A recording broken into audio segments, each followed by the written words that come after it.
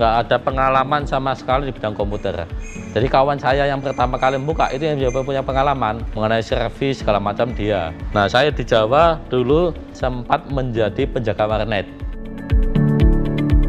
Dan tahun 2018 kita pun dicoba lagi. Adanya penggelapan dana dari pihak ketiga. Dari perusahaan tersebut sudah melakukan pembayaran, tapi pembayaran itu dibawa lari sama anak buah dari perusahaan tersebut. Iya, mulai balik awal lagi dari tahun 2013 lagi dengan banyak utang lagi. Jumlahnya itu sekitar 259 jutaan. Doa dari orang tua itu yang utama. Tanpa ada doa itu, insya Allah saya pun nggak bisa buka toko ini, nggak bisa melanjutkan Banua Komputer ini.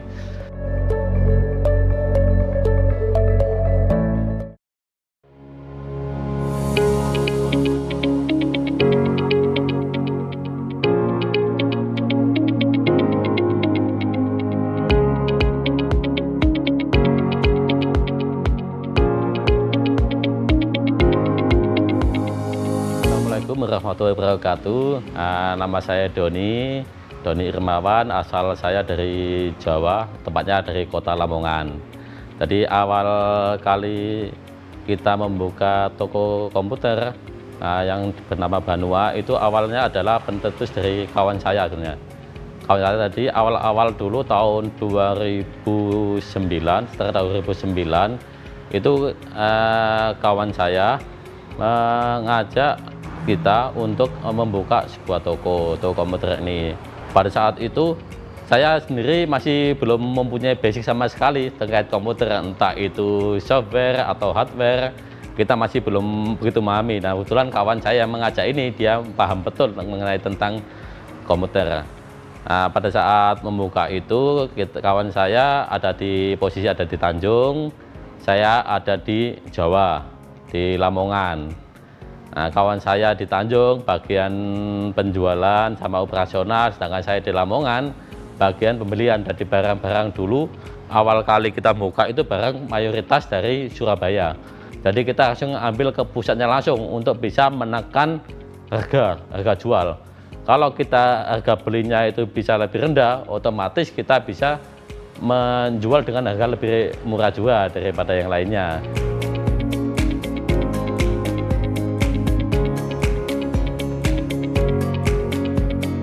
Pertama kali membuka toko komputer ini 2 minggu itu nggak ada satu orang pun yang masuk ke dalam toko komputer itu. Jadi awalnya jadi nggak ada, hampir nggak ada sama sekali. Terus mulai minggu ketiga itu baru ada 1, 2 itu ada per harinya.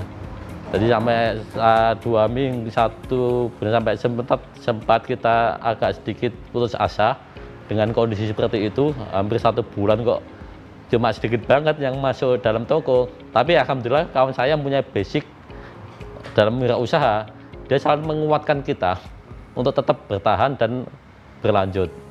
Nah, sehingga kita tetap bertahan sampai sebulan, 2 bulan, 3 bulan, menjalan 6 bulan itu sudah mulai dikenal. Jadi mulai banyak pelanggan yang meskipun cuma nanya itu banyak, mulai dari 6 bulan ke atas. Nah, setelah berjalan setahun, alhamdulillah untuk biaya operasional toko sudah mulai tertutupi. Setahun, 2 tahun, 3 tahun berjalan itu dengan normal, dan kita tetap berusaha untuk memberikan yang terbaik bagi pelanggan. Alhamdulillah Banua mulai dikenal. Pada tahun 2011 saya balik ke Tanjung, saya kembali ke Tanjung sehingga kita bisa sama-sama sama kawan itu memajukan Banua. Tahun 2011 ke atas itu Banua berkembang lumayan cepat, pesat. Gitu ya. Jadi saya sempat pada tahun tersebut menawarkan produk-produk di Banua ini ke instansi-instansi yang belum kenal, kita kenalan dulu sama instansi itu ya. Jadi kita punya usaha seperti ini tahun 2011. Nah, setelah itu lumayan banyak ya dari masyarakat, baik dari instansi itu mulai melakukan servis di tempat kita.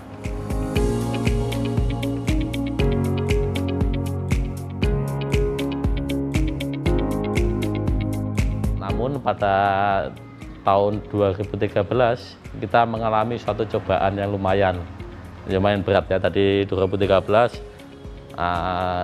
kebetulan karyawan kita yang di toko itu melakukan suatu kesalahan meskipun dia bilangnya tidak sengaja, tapi berdampak sangat fatal bagi toko, sehingga toko pada saat itu sempat tutup beberapa lama, lumayan.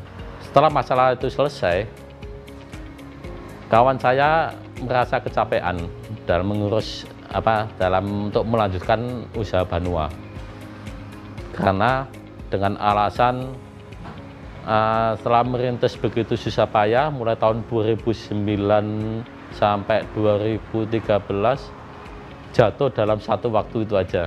Tadi betul-betul jatuh Banua, sempat tutup, sehingga setelah masalah itu selesai, kawan saya hendak berhenti. Berhubung modal semua itu dari kawan saya, dan saya nggak punya modal, saya pun bingung juga antara mau melanjutkan atau tidak. Sehingga kawan saya menawarinya, kalau mau melanjutkan, ini bisa dilanjutkan dengan mengganti barang yang ada, atau kalau mau tutup, barang akan saya jual ke tempat lain. Itu ada tahun saya bilang gitu.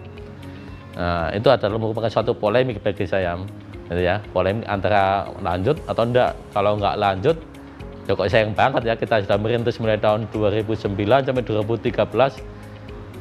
Kita mau berhenti. Kalau lanjut, saya juga bingung modal dari mana untuk membeli barang tersebut dan apakah mampu untuk membeli itu. Nah, sehingga saya dengan polemik itu, saya nelpon ke orang tua, ke emak Jawa, minta pertimbangan. Dengan saran emak menyarankan untuk tetap melanjutkan. Nah, dengan adapun mengenai barang itu bisa dikomunikasikan sama kawan saya itu bagaimana untuk pembayarannya, diusahakan dengan mengangsur. Alhamdulillah kawan saya bersedia untuk diangsur ya. Jadi kawan saya itu bersedia untuk diangsur meskipun tanpa jaminan apapun, cuma sistem kepercayaan. Dan alhamdulillah dalam kesepakatan itu pada saat itu mengangsurnya 1 bulan 5 juta selama 3 tahun. Jadi saat itu kesepakatan itu didapatkan, itu pun kita pun agak sedikit was-was juga. Mampu nggak itu ya kita menyiapkan uang 5 juta ini dalam 1 bulan, ditambah lagi uang sewa toko sama gaji karyawan. Itu jadi polemik. Terus saya pun nelpon lagi ke orang tua, ke emak, dan minta pertimbangan. Alhamdulillah pada saat itu emak sangat yakin sekali untuk melanjutkan, dan dia pun yakin bahwa saya akan mampu untuk memenuhi kewajiban untuk mengangsur tiap bulan 5 juta tersebut. Ya, alhamdulillah dengan berkat izin Allah dan dengan doa emak, insya Allah itu pada saat mengangsur itu kita selalu tepat waktu sesuai kesepakatan. Adapun 1 atau 2 kali nggak tepat waktu, itu pun kita memberitahukan pada kawan. Jadi selama 3 tahun alhamdulillah bisa lunas itu ya. Tadi 3 tahun bisa lunas. Suatu pelajaran yang bisa diambil ya, dari orang tua itu merupakan salah satu modal yang utama sebetulnya. Kalau saya yakin orang tua agak sedikit itu agak terharu itu ya. Jadi kalau orang tua merestui, insya Allah semua akan berjalan sesuai dengan kehendaknya. Kalau kita yakin dengan bantuan doa orang tua, insya Allah akan berjalan. Itu ya sampai kita ambil hikmah di toko Banua.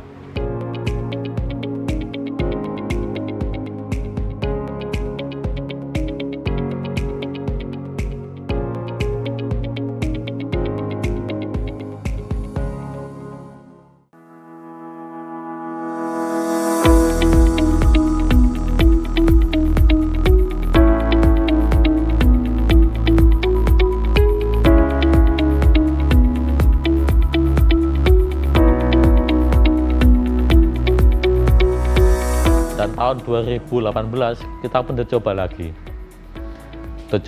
dengan adanya penggelapan dana dari pihak ketiga. Jadi kita kerjasama dengan salah satu perusahaan, kita menyuplai barang tersebut. Tadi dari perusahaan tersebut sudah melakukan pembayaran, tapi pembayaran itu dibawa lari sama anak buah dari perusahaan tersebut. Itu ya, jadi perusahaan tersebut sudah membayar, kita dibawa lari. Nah itu lumayan nilainya, dan itu pun membuat toko jatuh lagi, mulai awal lagi. Jumlahnya itu sekitar 259 jutaan. Itu sebenarnya bukan uang saya sendiri ya, jadi uang itu uang dari kawan tadi itu, dari kawan tadi investasi juga, terus dari distributor. Itu kan biasanya kalau kita itu order, kita itu dikasih termin, bisa 2 minggu atau 1 bulan itu baru bayar. Jadi uang-uang dari situlah terkumpul sampai 259 juta itu. Jadi sebenarnya bukan 259 sih, cuma 200 sekian juta, tapi kalau kita gabung dengan labanya ada di 259 juta itu. Nah itu dibawa lari sama itu. Nah otomatis saya juga mengandung banyak utang lagi itu. Balik lagi kita telepon ke orang tua. Jadi setiap kali ada masalah selalu minta solusinya pada orang tua. Nah, alhamdulillah orang tua pun selalu mendoakan, mensupport itu ya. Alhamdulillah kita ketipunya bulan Januari tahun 2018. 2018 bulan 6 sudah bisa pulih kembali, jadi sudah bisa berjalan kembali, alhamdulillah, meskipun dengan sedikit ada hutang dari tempat saudara, tapi tetap berjalan. Nah tahun 2018 pertengahan itu kita sudah mulai memikirkan ke arah mana nih Banua ini, apakah kita tetap menyewa aja. Tadi kita sudah mulai menyicil untuk beli tanah. Tadi ya beli tanah investasi, alhamdulillah pada tahun 2021-22 kita bisa pindah ke tanah ini ya, itu ya. Jadi dalam satu perjalanan hidup yang gitu, jadi perjalanan Banua ini tidak lancar dulunya, jadi banyak liku-likunya.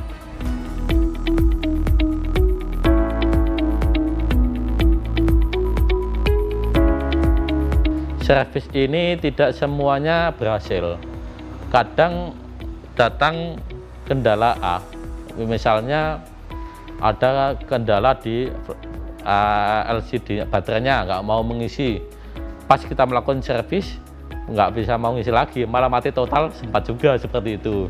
Jadi kita itu sering sekali awal-awal tuh tadi masih mati total, kita tuh tetap tanggung jawab.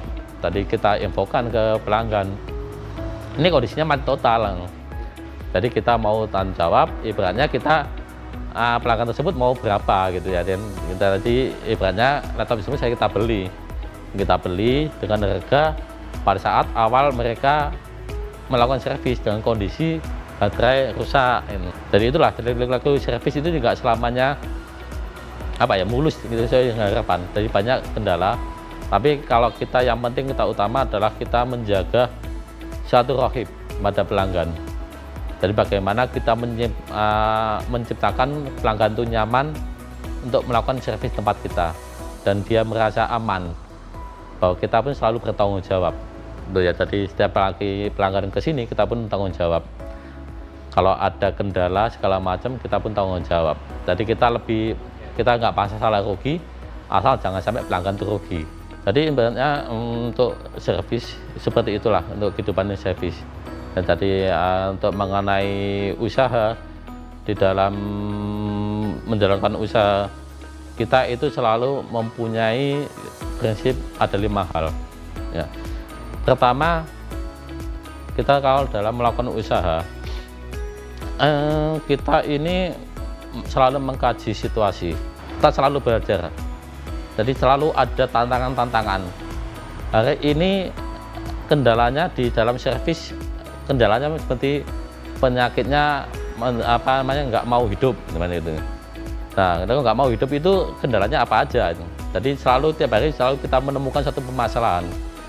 Kadang awal-awal gitu, jadi kita belajar dari pengalaman, bukan dari ilmu pasti enggak, tapi dari pengalaman. Dari pengalaman orang servis tempat kita dengan kendalanya yang bermacam-macam kendala itu ya itu kita belajar. Dan jadi lama-kelamaan kita akan bisa. Terus yang kedua, dalam melakukan usaha, kalau kita simpulkan dalam Banua, harus ada suatu pembelaan, beratnya modal.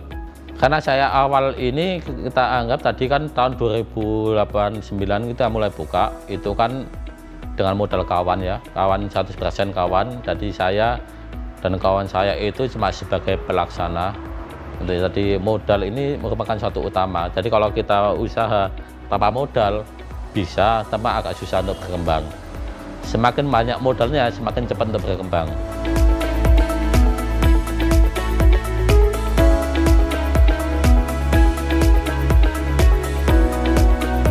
Yang keempat ini kita selalu menjalin hubungan yang baik itu sama tetangga ataupun sama customer, terutama customer, sama pelanggan. Kita perlakukan pelanggan seperti bagaimana kita ingin diperlakukan, itu yang utamanya. Terus yang terakhir ini kita melakukan ketaatan ya. Jadi kita menjalankan suatu usaha ini dengan dasar taat pada peraturan Allah Rasul, itu utama. Jadi kita supaya berusaha untuk tetap amanah, apapun barang yang ada tempat kita jaga dengan penuh amanah, kita usahakan seperti itu. Bahkan ada juga orang servis di sini sampai 2-3 tahun nggak diambil, tapi kalau masih ada barangnya kita sampaikan. Bahkan kemarin sudah kita sampaikan ke orangnya, setelah 2 tahun belum diambil, dia pun masih minta waktu. Oh iya, nanti diambil, itu masih ada barangnya tempat kita akan berusaha untuk melakukan tetap amanah. Barang punya pelanggan yang nomor kontaknya nggak bisa lagi dihubungi dan sudah tertimbun hampir 1 tahun lebih, termasuk yang di belakang ini. Nah, ini masih ada sebagian yang rusak-rusak ini, Mas Rom, itu tadi nunggu pelanggan. Nah, kalau memang nggak ada itu nanti bisa diserahkan ke TPA lagi, TPA pengelola sampah. Nanti hasil kita jual, nanti hasilnya sebagian kita serahkan ke masjid untuk membantu operasional masjid.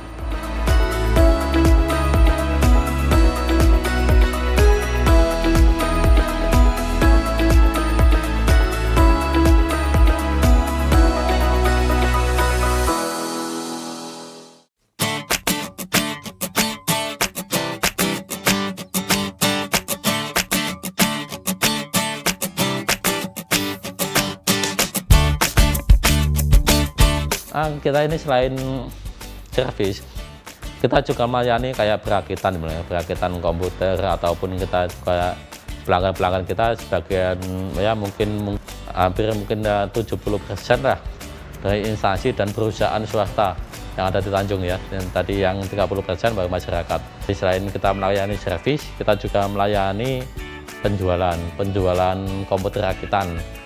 Adapun untuk penjualan seperti komputer build up kayak bermerek ataupun laptop kita ada stok, biasanya cuma 1-2 aja. Cuma kalau yang lain kadang-kadang pelanggan ini inden dia. Apalagi kita kan zaman saat ini marketplace banyak ya, jadi kayak Tokopedia, Shopee, terus Lazada atau Blibli dan sebagainya. Itu merupakan suatu tantangan sebenarnya, dari tantangan persaingan di dunia usaha ya. Jadi kita pun agak susah sebenarnya untuk menghadapi itu dengan marketplace itu. Makanya itu kita lebih fokus ke servis.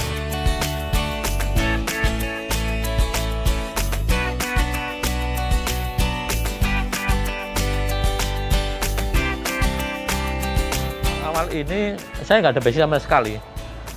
Kebetulan basic saya ini bukan ilmu komputer ya, ilmu yang lainnya. Nggak ada pengalaman sama sekali di bidang komputer. Jadi kawan saya yang pertama kali buka itu yang punya pengalaman mengenai servis segala macam dia. Nah, saya di Jawa dulu sempat bukan sempat menjadi penjaga warnet awal-awalnya itu. Jadi penjaga warnet ini pertama kali kalau ada kerusakan itu kita memanggil teknisi. Terus kalau lama-kelamaan saya pun berpikiran juga, kalau kita tiap hari manggil teknisi, berapa biaya operasionalnya warnet nih? Sehingga saya berinisiatif untuk belajar. Dari situlah mulai awal-awal mengenal sedikit demi sedikit.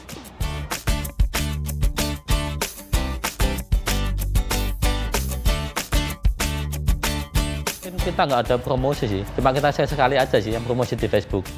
Itu pun kita promosinya nggak tentang servis, tapi tentang laptop second misalnya, kita promosi di Facebook ya. Adapun mereka yang tahu yang servis ke sini, mayoritas sih ya memang dari mulut ke mulut mungkin ya, dari benda servis ke kita tadi langsung masuk sendiri itu. Jadi kalau kita untuk promosinya kemarin cuma tahun 2011 atau 2011-12 itu sempat sih cuma mendatangi beberapa instansi aja sih. Jadi pemerintahan nggak banyak, tadi beberapa instansi dengan itu berjalan dengan sendirinya. Kalau untuk promosi ini yang bagus sebenarnya seperti itu kayaknya. Jadi kita itu memberikan pelayanan dengan sepenuh hati pada pelanggan, biarkan pelanggan itu mempromosikan pada temannya.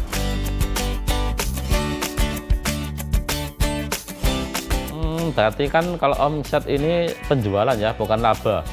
Ya, jadi kalau omset ini ya mungkin kalau dalam 1 bulan itu bisa mencapai mungkin sekitar 50-an lah, 50, 60 dan itu.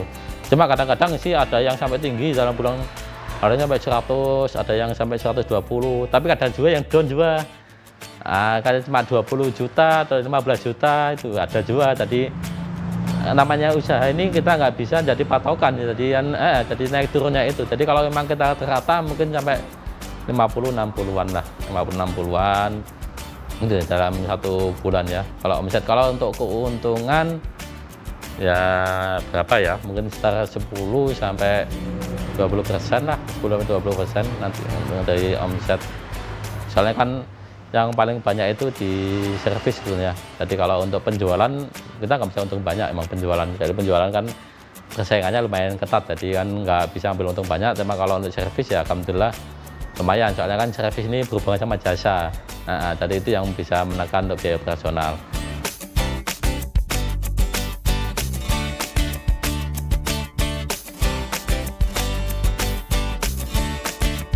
Kebetulan saya pun juga berusaha untuk melakukan 5 hal.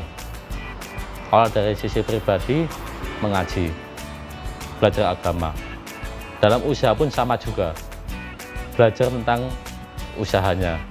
Kalau mau buka servis, belajar dulu tentang servis. Jangan nggak punya modal sama sekali langsung buka servis. Ya, jadi nanti itu akan jadi bumerang lagi. Itu akan merugikan pelaku usaha, rugi, dan pelanggan pun bisa rugi juga. Itu ya. Jadi kenali usaha, mengaji dulu, belajar dulu, baca situasi lingkungan setempat, peluang-peluang bisnis dibaca. Itu ya, jadi mau usaha. Yang kedua, kita tentu saja dengan mengamalkan. Hasil dari belajar itu nanti akan bisa terwujud satu toko kalau kita nggak praktek langsung. Jadi percuma kita belajar kalau cuma untuk belajar aja, tapi kalau nggak dipraktekkan. Sama dengan servis, kita belajar memperbaiki komputer, kalau nggak dipraktekkan lama-lama hilang. Jadi begitu bahan masuk, kita belajar lagi dan mempraktekkan itu.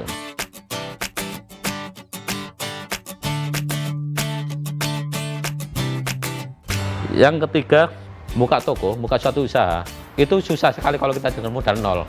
Saya lebih memilih modal minus daripada modal nol. Jika kita modal 10 juta, contoh ya, modal usaha modal 10 juta, kita ngambil keuntungan 10%, 1 juta sebulan. Kita modal 200 juta atau 100 juta, kayak saya kemarin modal 160 juta, kita ambil keuntungan 110%. Dari 160 ini kita dapat 16 juta. Yang 10 juta di itu, kalau ngambil 10% cuma dapat 1 juta. 16 juta ini buat nyicil masih lebih. Gitu ya. Jadi modal, saya rasa semakin banyak modal semakin bagus untuk mulai usaha. Meskipun dengan minus ya. Cuma hati-hati. Kalau minus ini, kalau modal tanpa dibekali dengan skill, dengan usaha yang keras, dengan itu ya bisa menghancurkan diri. Jadi kita tetap aja dengan hitung-hitungan ya. Terus yang selanjutnya, kita silaturahim, kita jalin hubungan yang baik sama masyarakat, kita menjalin hubungan yang baik dengan pelanggan, sama kawan-kawan sesama usaha, terutama yang menggeluti bidang yang sama. Terus yang kelima, ketaatannya. Jadi kita pun dalam menjalankan usaha ini tetap berusaha untuk sesuai ajaran agama kita, yaitu agama Islam, untuk dalam hal berdagang jual beli kita tetap insya Allah berusaha untuk memenuhi sesuai ketentuan ajaran agama Islam. Jadi tetap amanah, jujur, apa adanya. Kalau kita ada barang yang jelek, kita bilang jelek. Kalau bagus ya bagus. Modal utama awal buka Banua itu pada tahun 2019 itu sama kawan ya. Tadi kalau saya sendirian kemarin itu 2013, itu modal utamanya adalah doa dari orang tua. Itu yang utama. Nah, tanpa ada doa itu insya Allah saya pun nggak bisa buka toko ini, nggak bisa melanjutkan Banua Komputer ini. Jadi memang yang punya orang tua itu adalah merupakan satu modal yang luar biasa. Selagi ada orang tua, dan orang tua itu terutama ibu yang masih mendoakan kita, yang masih mensupport kita, jangan pernah takut untuk rugi, jangan pernah takut untuk miskin. Tetap berusaha, insya Allah dengan keyakinan, dengan berkat doa orang tua, Allah akan mengabulkan. Itu intinya. Jadi restu orang tua itu sangat utama dalam usaha yang saya alami. Ya mungkin itu saja Mas.